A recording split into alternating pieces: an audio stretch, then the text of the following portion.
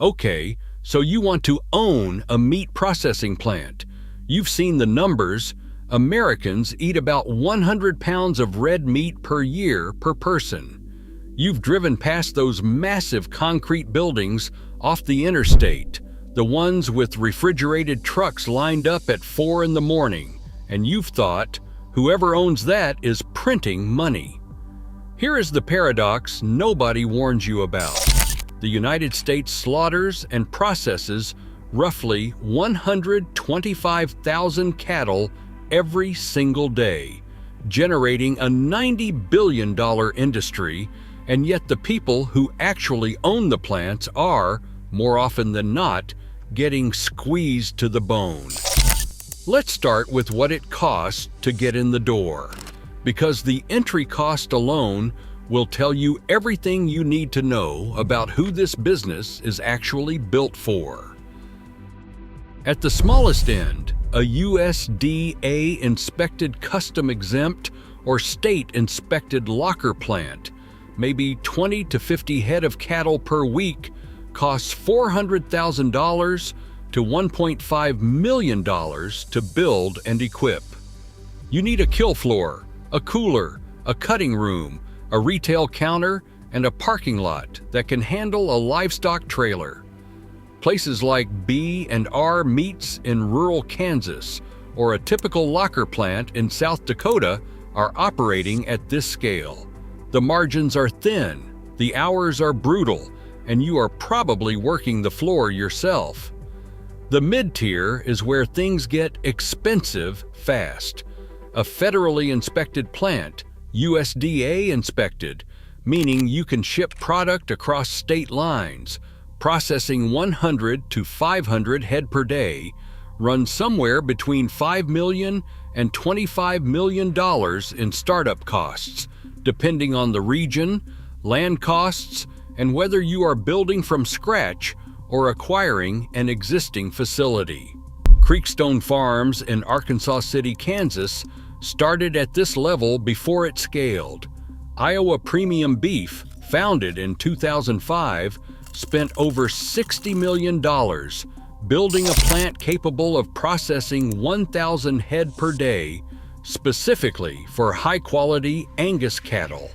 That is the mid-tier ceiling. Then there is the industrial tier, a large-scale beef processing facility, the kind that processes 4,000 to 6,000 head per day, costs between $200 million and $400 million to build new. The JBS Greeley, Colorado plant covers 44 acres under one roof. Tyson's Beef Complex in Holcomb, Kansas, processes 6,000 head per day. You are not building one of these.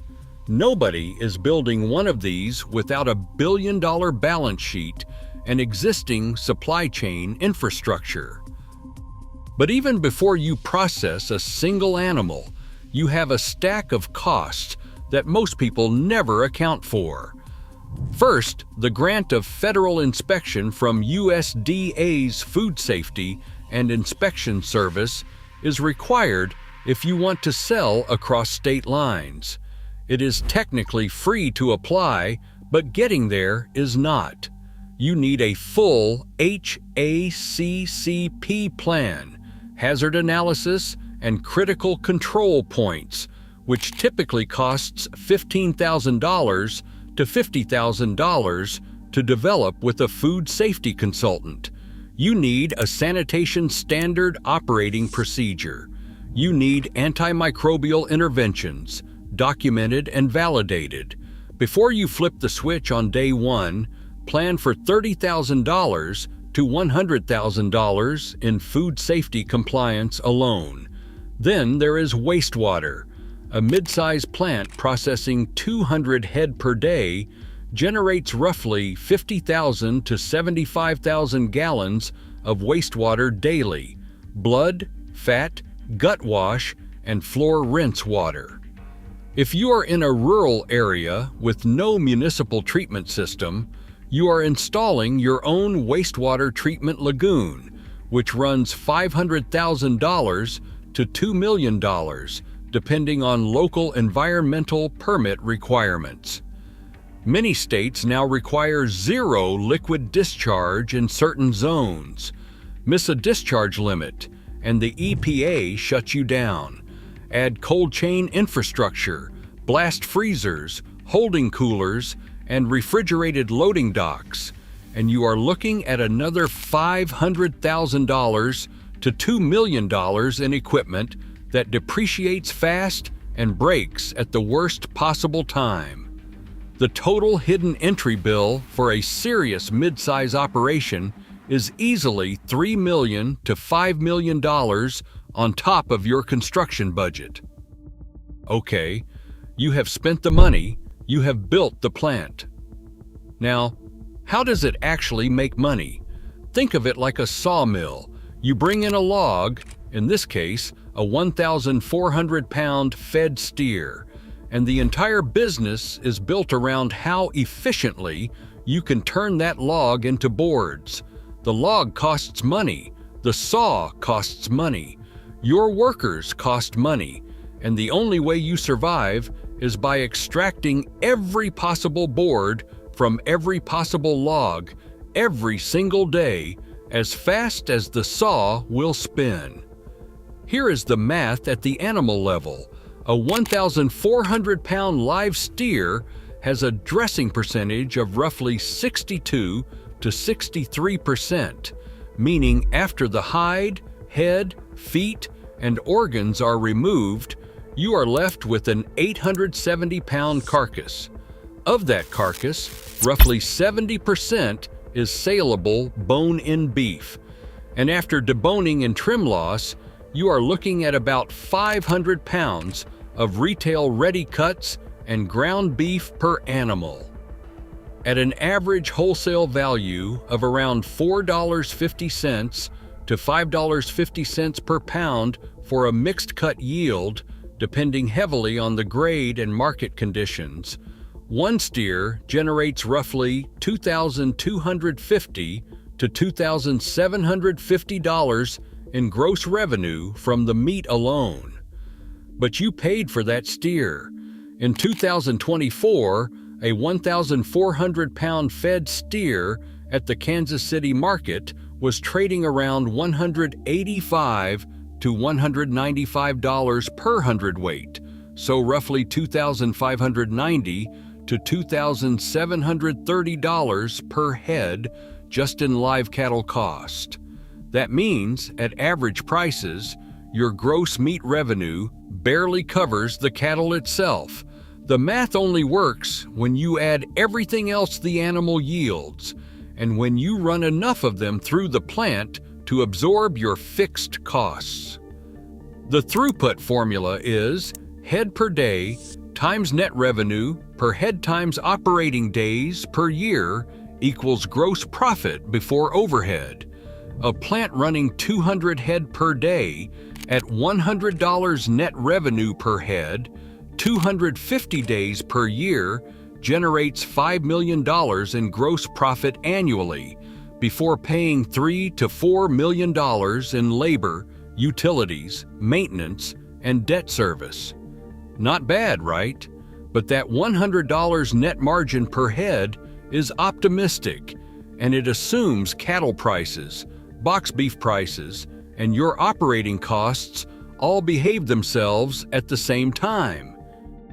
Here's what breaks people's brains about this business. The most profitable part of the cow is not the ribeye, it's the BY products.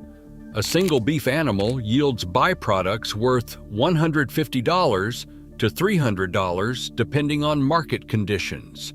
The hide goes to the leather industry, $30 to $80 per hide depending on grade and market. The tallow, rendered fat, goes to soap manufacturers, biodiesel producers, and pet food companies, typically 30 cents to 50 cents per pound, and a steer yields about 60 pounds of tallow, so call it another $18 to $30. The blood meal goes to fertilizer and animal feed markets. Bone meal, same. The liver, tongue, oxtail, cheek meat, and other variety meats, offal go to export markets, especially Japan and Mexico, where organ meats command premium prices. The hide, tallow, offal, and blood meal combined bring $200 to $300 per animal. At 200 head per day and 250 operating days, that's $10 to $15 million a year in revenue from parts most Americans throw away. Independent processors who ignore byproduct revenue are leaving $10 million on the table every year. The big four packers built entire divisions around it. And that brings us to who actually holds the cards in this industry. Four companies, JBS, Tyson Foods, Cargill, and National Beef, control approximately 82 to 85% of all U.S. fed beef processing capacity. That number has been relatively stable since the 1990s, though the specific players have shifted as consolidation ate smaller competitors.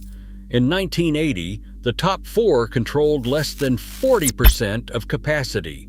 By 1990, they were at 70%. Today, they run the clock. What this means for you is not just competition, it is market structure.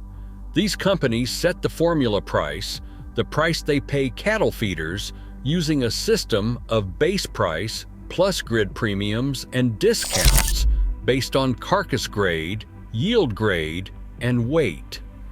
If you are an independent processor, you are buying cattle in the same market they are, but they buy hundreds of thousands of head per week, and their negotiating leverage is incomparable to yours. They can lock up supply through captive supplies, cattle they own outright, or hold under forward contracts weeks before slaughter. When cattle are tight, and they often are in a contraction phase, you are the last bidder at the auction, and you are paying retail for your raw material. Then on the sales side, your retail buyers, Walmart, Kroger, and Costco, are buying from the Big Four at volume pricing you cannot match. You are structurally sandwiched. When cattle prices go up, box beef prices lag. When box beef prices do go up, retailers push back. You absorb both squeezes simultaneously while running 600 employees and $15 million in annual debt service. Okay, now let us talk about what can go wrong, because in meat processing, what goes wrong does not just hurt, it can end you. In January 1993, Jack in the Box served undercooked hamburgers contaminated with E. coli 0157H7 at outlets across the Pacific Northwest. The source was beef processed at a plant in Foodmaker's supply chain. 4 children died, 178 people were hospitalized. Jack in the Box faced $160 million in damages and the near collapse of the entire chain. The meat processing plant supplying the beef was implicated in the outbreak, faced immediate federal scrutiny, and the episode rewrote federal food safety law. The USDA introduced mandatory E. coli testing in ground beef processing as a direct result. An outbreak at your plant today triggers an automatic Class 1 recall, USD, a suspension of your grant of inspection, and immediate shutdown. In 2020, Smithfield Foods' pork processing plant in Sioux Falls, South Dakota, became one of the most visible COVID-19 clusters in the United States. The plant, which processed 4 to 5% of all U.S. pork, shut down for weeks. Nearly 900 workers tested positive. Governor Kristi Noem cited the closure as a factor in a 25% drop in national pork processing capacity during the shutdown. Smithfield, owned by China's WH Group, had the financial firepower to absorb it. A small independent processor facing a multi-week closure would face immediate default on its debt covenants. In 2022, JBS's U.S. operations suffered a ransomware cyber attack that forced shutdowns across multiple plants for several days. JBS paid $11 million in Bitcoin to restore operations. Not bad, right? Except JBS had the cash. A regional independent processor hit with the same attack, facing lost production, ransom demands, and regulatory scrutiny simultaneously, has no comparable reserves. Cyber insurance for food processing companies now runs $500,000 to $1.5 million annually for meaningful coverage. It is now table stakes. There are two specific ways independent meat processors fail. They are not dramatic, they are slow, and they are almost always visible in hindsight. The first is undercapitalized entry. This is the most common. Someone builds or buys a plant with enough money to open, but not enough to survive the first 18 months of margin volatility. Cattle prices spike in the first year. A piece of refrigeration equipment fails. A key USD. A inspector retires, and the replacement creates a compliance backlog. You need $2 million in working capital cushion beyond your startup costs just to weather a bad cattle market cycle. Most operators come in with $300,000. The loan covenants call the note when revenue misses projections in the 9th month. Plants like this go to auction constantly, and the buyers at those auctions are usually the Big Four, picking up assets at distressed prices. The second failure mode is contract concentration risk. You land one big customer. It might be a regional grocery chain, a food service distributor, or a restaurant group, and you build your throughput model around that relationship. You hire the workers, you buy the cattle, you optimize the cut sheet for their specs. Then the customer gets acquired, switches to a national supplier, or renegotiates terms on 60 days' notice. Iowa Premium Beef ran into exactly this dynamic as it scaled. That was the pressure to align with a single major buyer in order to stabilize revenue and the structural vulnerability that creates. When your top 3 customers represent 80% of your revenue, you are not running a meat processing business. You are running a subcontractor. Here is the paradox you need to sit with before you sign anything. The United States processes more than 33 million cattle per year. It processes more than 130 million hogs. The industry generates $90 billion in annual revenue, and yet independent meat processors are closing at a faster rate than they are opening. Between 2002 and 2017, the number of federally inspected beef slaughter plants dropped from 808 to 659, a 19% decline, even as total slaughter volume held relatively steady. The math is simple. Volume concentrates while the number of plants shrinks, and all that volume flows to the same 4 companies. The industry does not reward ownership of capacity. It rewards ownership of relationships with feedlot operators, with captive supplies, with retail buyers, with export channels. If you do not own those relationships coming in, you are building them from scratch while competing against companies that have had them locked up since before you were born. That is the central paradox.